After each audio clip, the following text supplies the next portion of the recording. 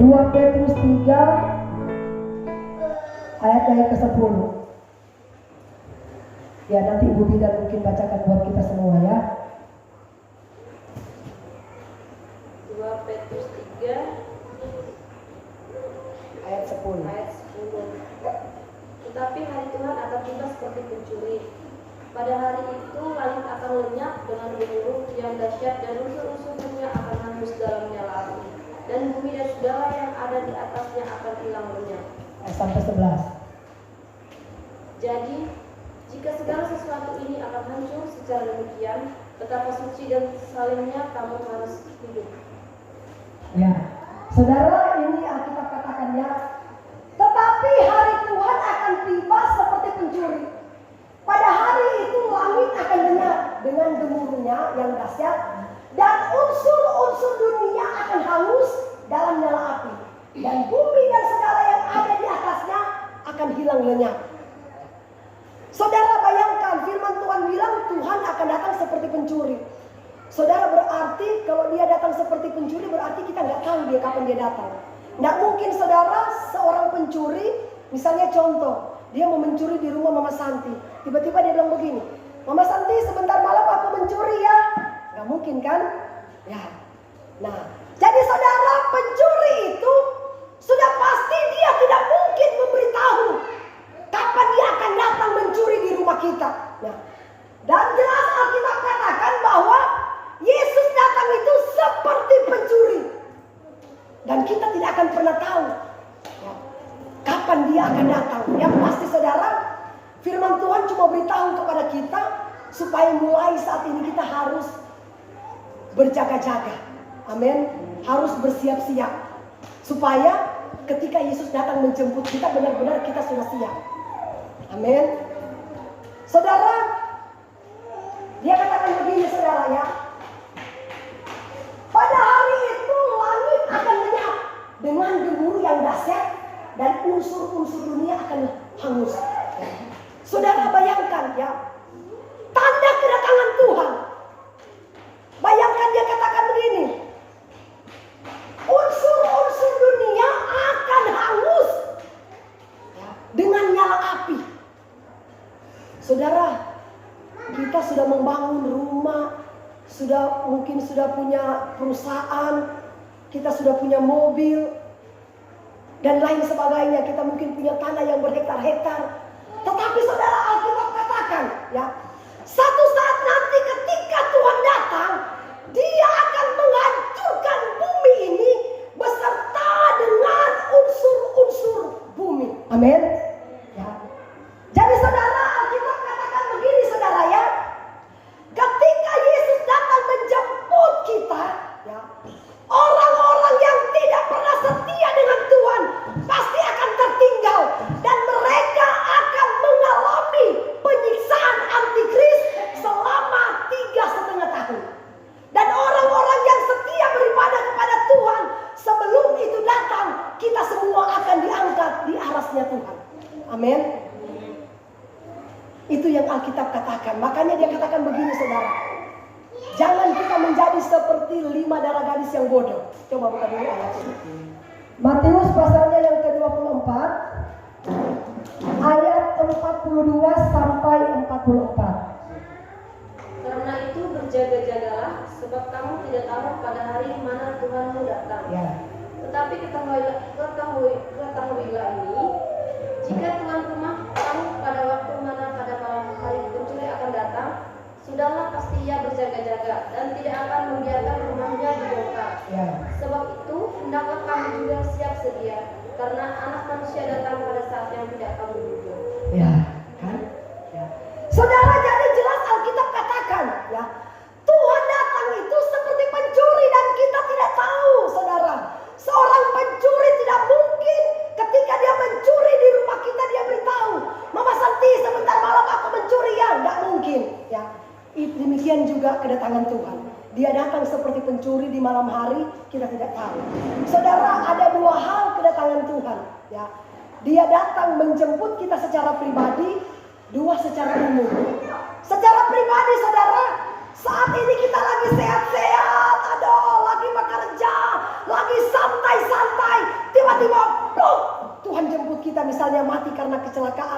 atau mati karena sakit penyakit dan lain sebagainya. Bersyukur kalau kita mati karena kita sudah dalam Tuhan. Tapi kalau kita mati, kita tidak di dalam Tuhan, kita di luar Tuhan, pasti malaikat maut yang menjemput kita. Haleluya. Tapi kalau kita mati, saudara, mati di dalam Tuhan, saya percaya surga bertempur sorak dan menjemput kita sebagai anak-anak Tuhan yang dikasihi oleh Tuhan. Amin. Haleluya. Saudara, ini Alkitab jelas. Dia bilang begini, saudara. Janganlah kamu menjadi seperti 5 darah gadis yang bodoh. Ya, 5 darah gadis yang bodoh, saudara. Ketika mereka, saudara, menanti kedatangan Tuhan, ya, sudah tahu-tahu mereka itu tidak punya minyak, mereka nggak mau isi. Masih lama kok Tuhan datang, santai-santai. Tiba-tiba ketika Tuhan datang, kehabisan minyak. Wah, mempelai datang. 5 darah gadis yang bijaksana. Puji Tuhan, aku punya minyak, aku punya pelita dan aku punya minyak. Saudara, saya kasih tahu, pelita ini berbicara tentang hati kita. Amin. Minyak ini berbicara firman Allah. Amin. Hati kita ini harus diisi dengan firman. Artinya pelita kita ini, saudara, harus diisi dengan firman. Supaya ketika Yesus datang, benar-benar rohani kita siap. Kapanpun Yesus jemput kita, kita sudah siap menanti kedatangan Tuhan. Amin.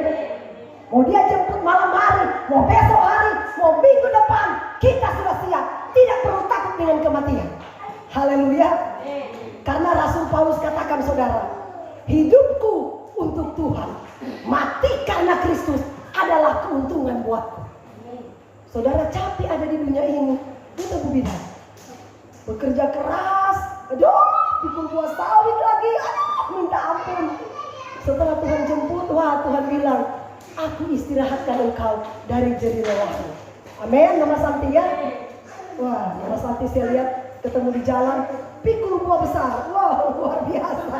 Ya, kalau kita Tuhan sudah panggil, istirahat dengan damai. Amin. Yang pasti kita yang setia, Tuhan akan jemput kita masuk ke dalam surga yang kekal. Haleluya. Saudara, kita buka Alkitab lagi. 1 Petrus 4 ayat 17 sampai 18. Karena sekarang telah tiba saatnya penghakiman dimulai, dan pada rumah Allah sendiri yang harus pertama-tama dihakimi. Dan jika penghakiman itu dimulai pada kita, bagaimanakah kesudahannya dengan mereka yang tidak percaya pada Injil Allah? Dan jika orang benar tetapi tidak diselamatkan, apakah yang akan terjadi dengan orang fasik dan orang berdosa? Luar biasa, saudara. Ternyata penghakiman itu akan dimulai dari orang-orang yang setia. Karena sekarang telah tiba saatnya penghakiman dimulai daripada rumah Allah sendiri yang harus pertama-tama dihakimi. Dan jika penghakiman itu dimulai pada kita, bagaimana kesudahannya dengan mereka yang tidak percaya? Artinya penghakiman ini, saudara, dimulai dari kita. Pengujian akan tetap berjalan dalam hidup kita, ya. Meskipun kita sudah setia, Tuhan kasih lagi benturan, setia lagi, Tuhan kasih lagi benturan, Saudara, ketika benturan itu datang, kita tetap maju, berarti kita menang. Amin. Tetapi ketika benturan itu datang, kita mundur dari Tuhan, tidak pernah setia kepada Tuhan, saudara, maka kita kalah. Makanya firman Tuhan katakan, penghakiman itu dimulai dari kita, bukan dari luar sana. Haleluya. Dari dalam rumah Tuhan. Dan terus ayat yang ke-18. Saudara lihat ya, luar biasa. Dan jika orang benar, hampir-hampir nggak diselamatkan. Kok kita Tuhan sudah orang benar, sudah setia, kok hampir-hampir nggak selamat? Kalau dia bilang begini, apakah yang akan terjadi dengan orang fasik dan orang berdosa? Sedangkan kita aja katanya hampir-hampir nggak selamat. Bagaimana dengan orang fasik dan orang berdosa? Jelas, saudara, tidak selamat. Amin. Kita aja sudah orang benar, sudah setia, hampir. Karena apa? Kalau Tuhan proses kita tetap kuat, berarti kita menang. Tapi ketika kita diproses, kita mundur, saudara, berarti kita kalah. Haleluya. Untuk itu mari, saudara, ya, kesudahan segala sesuatu sudah dekat. Untuk itu setialah dengan Tuhan. Saudara, saya mau kasih tahu ya, Kalau kita ada masalah, jangan cepat-cepat mengambil keputusan. Amin. Biasakan kita kalau ada masalah, cepat-cepat kita mengambil keputusan. Berdoa dulu kepada Tuhan. Nah, terkadang saudara, kalau kita ada masalah, kita cepat mengambil keputusan, bisa saja keputusan kita salah. Akhirnya kita menyesal, tapi sudah terjadi, kita sudah ambil keputusannya. Tapi ketika saudara ada masalah, kita mulai menenangkan diri kita, duduk di hadirat Tuhan, kita berdoa, bertanya Tuhan saudara, maka saya percaya Tuhan akan berbicara lewat hati nurani kita. Dan Dia akan memberikan ketenangan bagi kita. Karena firman Tuhan berkata, hanya dekat kepada Tuhanlah kita tenang, daripadanya lah keselamatan kita. Amin. Itu tuh lagu bilang, hanya dekat Allah saja aku tenang. Saya percaya kita semua pernah mengalami masalah. Kami juga sebagai hamba Tuhan banyak mengalami masalah. Tapi ketika kami punya masalah, lebih baik duduk di dalam hadirat Allah. Amin. Supaya ketika kita duduk, saudara, kita berdoa, tiba-tiba Roh Kudus mulai datang memberikan penghiburan, memberikan kekuatan. Akhirnya ketika kita bertindak, kita tidak pernah salah. Karena apa? Tuhan sudah memberikan kekuatan dan ketenangan bagi kita. Amin. Haleluya. Saudara, akhir dari khotbah saya, Tuhan datang seperti pencuri, maka itu berjaga-jagalah dari sekarang.